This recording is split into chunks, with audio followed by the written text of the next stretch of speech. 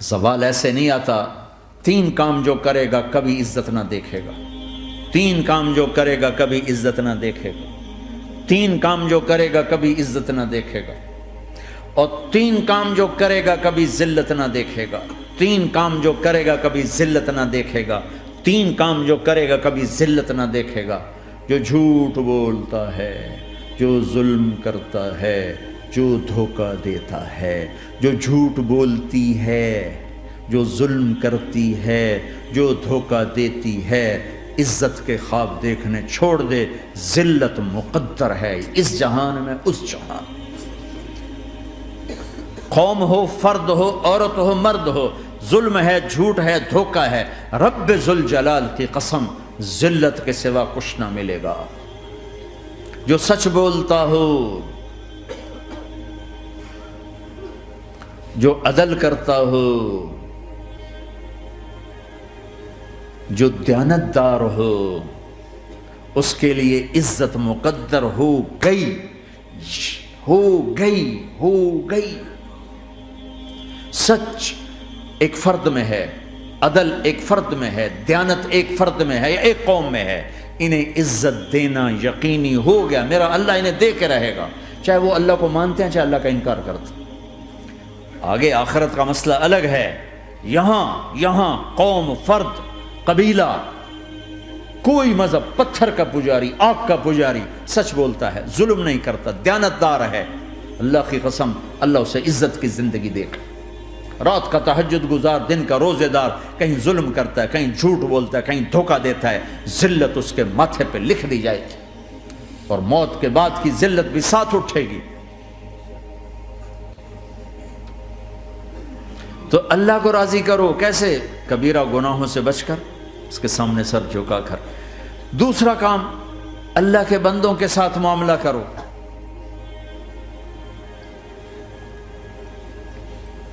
سارا معاملہ 2 حدیثوں میں بتا دیتا ہوں. 2 حدیثوں کہ یہ 2 کام کر لو، ساری دنیا کے محبوب بن جاؤ گے، تمہارے گھر جنت بن جائیں گے، میاں بیوی میں محبت قائم ہو جائے گی، ساس بہو میں محبت ہو جائے گی، باپ بیٹے میں محبت ہو جائے گی، ماں بیٹی میں محبت ہو جائے گی، بھائی بھائی میں محبت ہو جائے گی. 2 کام کر لو. ان 2 میں سب کچھ چھپا ہوا ہے. میرے نبی نے فرمایا معاذ الا انبئک بملاک ھذا کلہ. پوری حدیث. معاذ بن جبل نے کہا یا رسول اللہ کچھ جنت کے جانے کا راستہ تو بتائیں، جنت میں جانے کا راستہ تو بتائیں. انبئنی بعمل یدخلنی الجنہ. صاحب نے کہا سألت عن امر عظیم، بہت بڑی باتوں نے پوچھی ہے. تقیم الصلاۃ المکتوبہ، تؤدی الصلاۃ المفروضہ، وتصوم رمضان، وتحج البیت. معاذ نماز پڑھنا، روزہ رکھنا، زکوٰۃ دینا اور حج کرنا. پھر آپ نے فرمایا ان شئت انبأتک بابواب الجنت. اب اگر تو چاہے تو کچھ اور بتاؤں، جنت کے دروازے بتاؤں؟ کہ جی بتائیں. کہ الصوم جنہ، روزہ جہنم اور تیرے درمیان بیچ میں رکاوٹ بن جائے گا. الصدقۃ تطفئ الخطیہ، چھپ چھپ کے اللہ کے نام پہ دینا تیرے گناہوں کو دھو دے گا، پاک کر دے گا. وقیام الرجل فی جوف اللیل ابتغاء وجہ اللہ، اور رات کے اندھیرے میں کھڑے ہو کر اللہ سے باتیں کرنا. 2 نفل ہی پڑھ لیا کرو، کسی مرد عورت کا رات کے اندھیرے میں کھڑے ہو کے. پھر آپ نے کہا معاذ الا انبئک براس الامر وعمودہ وذروۃ سنامہ وبملاک ھذا کلہ. اے معاذ میں تمہیں اب سارے دین کا خلاصہ بتاؤں، سارے دین کا سرا بتاؤں، ستون بتاؤں، ایک روایت کے مطابق ستون بتاؤں، آخری چیز بتاؤں، آخری چیز بتاؤں.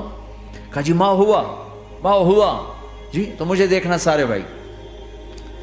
تو آپ نے اپنی زبان نکالی اور اسے یوں پکڑا.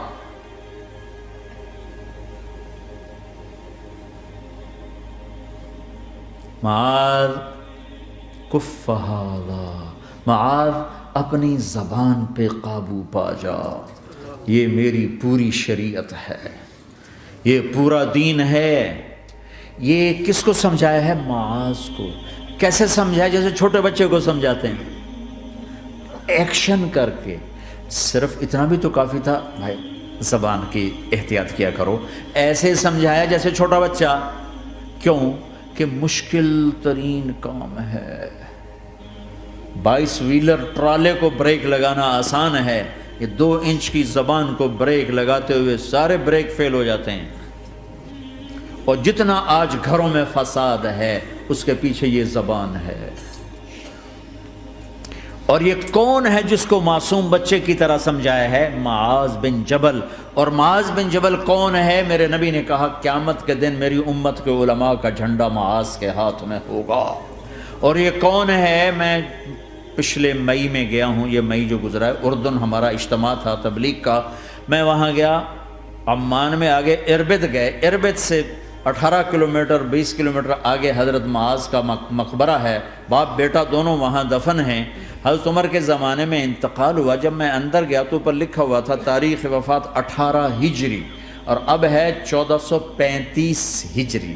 1417 سال اس آدمی کو دنیا سے گئے ہوئے ہو چکے ہیں۔ جب میں مقبرے میں داخل ہوا، کمرے میں جس میں قبر تھی، سارے کمرے میں خوشبو ہی خوشبو۔ قبر پر 2-4 چادریں پڑی تھیں، مجھے خیال آیا کہ میرے خیال ہے یہ چادروں پہ خوشبو لگی ہوئی ہے، وہ خوشبو آ رہی۔ اس وقت میں فاتحہ پڑھ کے واپس چلا گیا، جا کے نماز پڑھی، مسجد قریب تھی، مغرب کی نماز پڑھ کے پھر دوبارہ آیا۔ پھر میں کھڑا ہو کے سوچ رہا ہوں یہ کیسی خوشبو ہے۔ تو ایک آدمی میرے پاس کھڑا تھا، میں وہ ایسے کر کے نا چادریں سونگنے کی، شاید یہ چادروں میں خوشبو لگی ہوئی ہے۔ ایک آدمی میرے پاس کہنے لگا جناب یہ خوشبو چادروں میں نہیں ہے، یہ اس قبر والے کی خوشبو، یہ 24 گھنٹے آتی رہتی ہے، 24 گھنٹے۔ پھر میں نے فزیکلی ایک ایک چادر کو سونگا، کسی ایک چادر میں کوئی خوشبو نہیں تھی۔